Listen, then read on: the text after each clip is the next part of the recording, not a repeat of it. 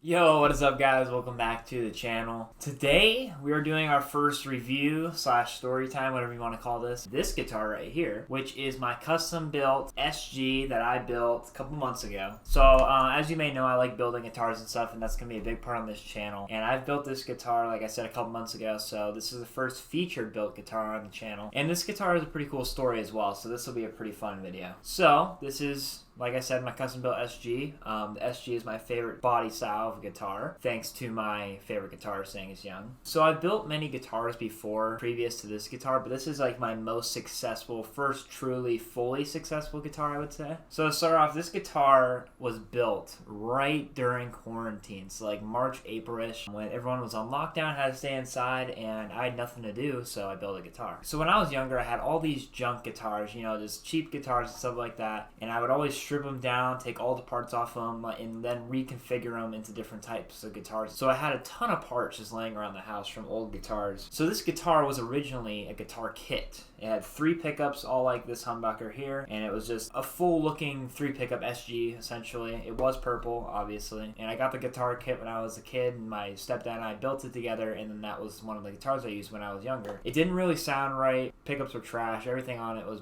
bad, never had a proper setup, so I never really played it much because it was just so janky. So it ended up being one of the guitars that I just completely stripped down and had extra parts for. During quarantine, I went upstairs to my attic and I found this body and neck, said, you know what, let's build a guitar. So the only thing that originates from the kit is the neck, the body, and this singular pickup right here, which that pickup doesn't even work, so it's just in there for looks. So I guess let's start going through the different parts from different guitars that I used. This is a volume knob from a Gibson Les Paul Jr. And then we have the top hat tone control from a Strat.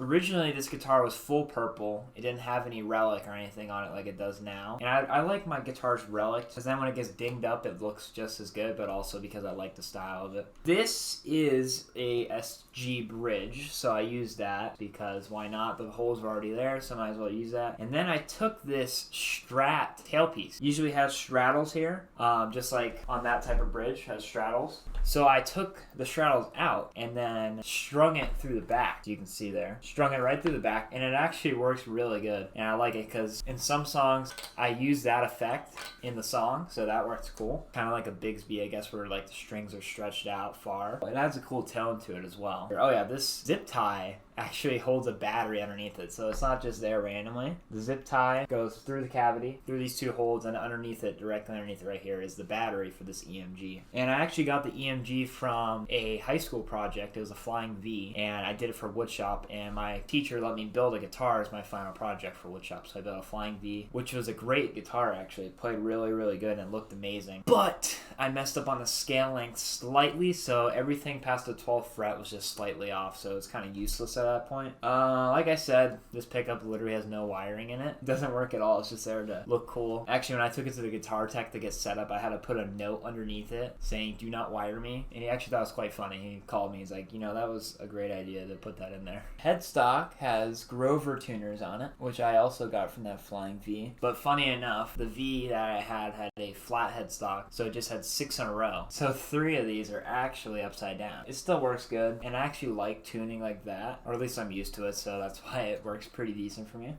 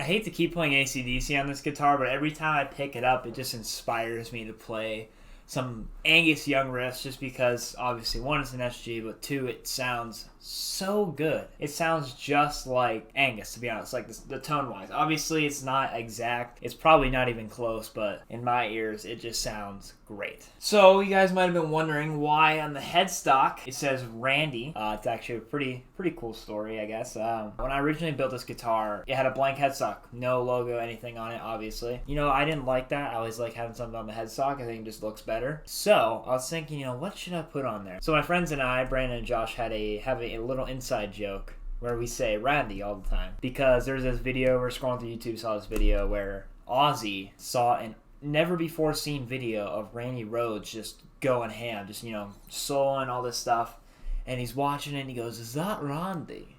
So I was like, you know what, I'm gonna carve Randy on the headstock, and every time I bring it over they go, "Is that Randy? Is that Randy?" Yeah, it's Randy. It's actually kind of become like a meme in a way. Like literally everyone knows this guitar's named Randy. All my friends know. Their families know. They come over.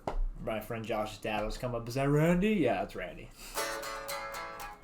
So yeah, that's kind of the unique little story about the headstock and the name and stuff like that. One thing I did forget to mention is this little plate here that says Aleka. At least I think that's how you pronounce it. Once again, if you know who Phil X is, he always takes out the remaining pickups in his guitar, and whatever slot is left, he just shoves something in there, drills it in, and it stays in there. Usually it's like an action figure or something like that. I had this little plate laying around, which was actually from one of my original guitar amps when I was a kid. Piece of crap amp, it freaking sucked, but it makes a little cool, you know, thing to put in there, especially because it's silver, I think is what really makes it look good. So I shoved that in there, and boom. Custom SG. Another quirky thing about this guitar is it has two strap buttons. I like the way the strap is positioned when I use this one. I think it has less headstock dive. It's more stays in this position. But unfortunately, I do think when I use this one that it gets out of tune quickly, because the neck, with these like 3 pickup SGs, the neck isn't a full block all the way through. It's a block here, and then it gets thinner and then goes. So it's really drilled into a piece of wood that's only that thick. It's not very sturdy, so when you strap it to the neck, it's not that great. But once it's strapped to the body, it's completely fine.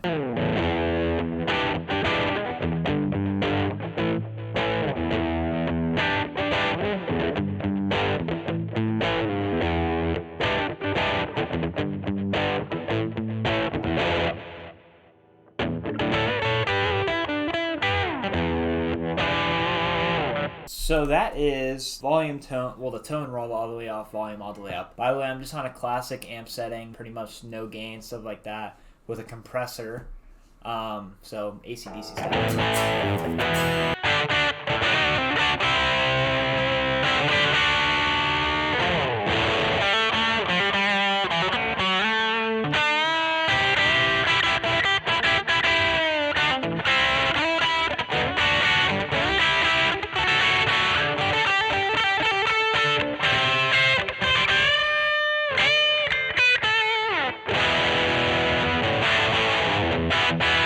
So yeah, that is my custom built SG, also known as Randy. I think I pretty much covered everything on it. I love this guitar to death. It's definitely my favorite guitar I own, mainly just because it's my first successful one. My go-to, best sounding. It's just overall an amazing guitar, and I hope to build many more like it on this channel. But yeah, if you have any questions about this guitar, leave a comment down below and I'll be sure to answer them. I will be building a lot more custom guitars in the future on this channel, so if you guys want to see a custom guitar build, let me know in the comments down below, and I'll definitely do it. But yeah, that about wraps up for the video. Hope you guys enjoyed. This is DC Guitars with Nate.